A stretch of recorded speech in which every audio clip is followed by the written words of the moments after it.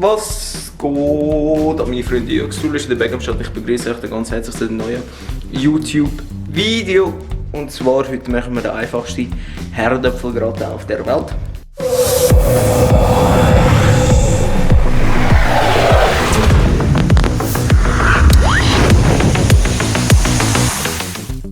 Das Einzige, was wir dafür brauchen, ist 1 Kilo Herdöpfel. Ja, vielleicht sind es ein bisschen mehr, sind vielleicht Kilo 200. Voll Rahm. Knoblauchpulver. Muskatnuss. Salz und Pfeffer. Und das ist so. Und dann sieht man sich bei der Vorbereitung. Und jetzt muss ich zuerst mal die Herdöpfel hier schälen. Und dann sieht man sich. So sehen die jetzt nachher aus. So, schön geschält müssen sie. Das sind jetzt Kartoffeln Typ C, mehlige Kartoffeln, wenn es mir nicht täuscht, heissen sie Desiree. Die haben so eine rotliche Farbe von der Schale her und die eignen sich am besten, weil sie noch schön mehlig sind. Zum Beispiel wie am besten finde ich auch die für Pommes frites oder so. So, nachdem ich das alles schön geschnitten habe, das ist jetzt für meine Cousine. Das ist für uns heute oben, wird wahrscheinlich noch bis morgen lange. So, habe ich jetzt hier den Liter Rahm rein. Da kommt hier rein. Einfach, ich muss es sehr gut würzen. Kommt hier rein Salz. Pfeffer.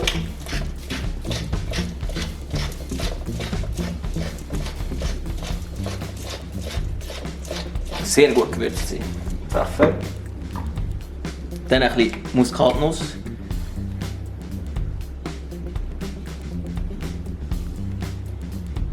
Und ich habe gerne Knoblauch. Ein bisschen Knoblauchpulver.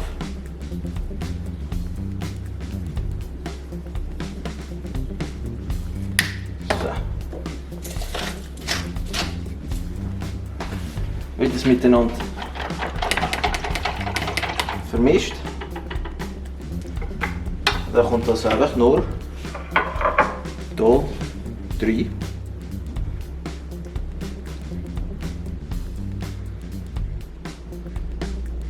Bis alles knapp bedeckt ist.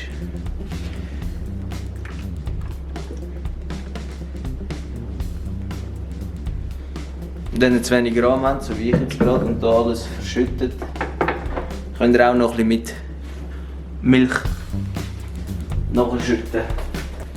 Aber wir haben noch einen halben Rahm daheim. So.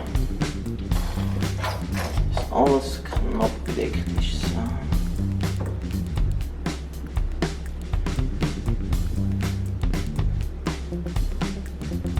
Und dann kommt das so in den Ofen.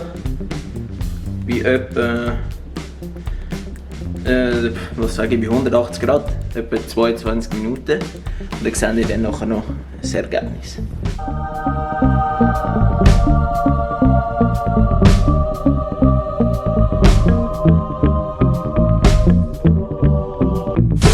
So, meine Damen und Herren, der Gratin ist fertig. Ihr seht jetzt so aus. Tschock, tschock. Auf den Daumen. Der hier geht an meine Cousine und der ist für uns heute oben. Und dazu gibt es grilliert. Und ich würde sagen, das ist der einfachste Gratin, den ihr daheim nachmachen könnt.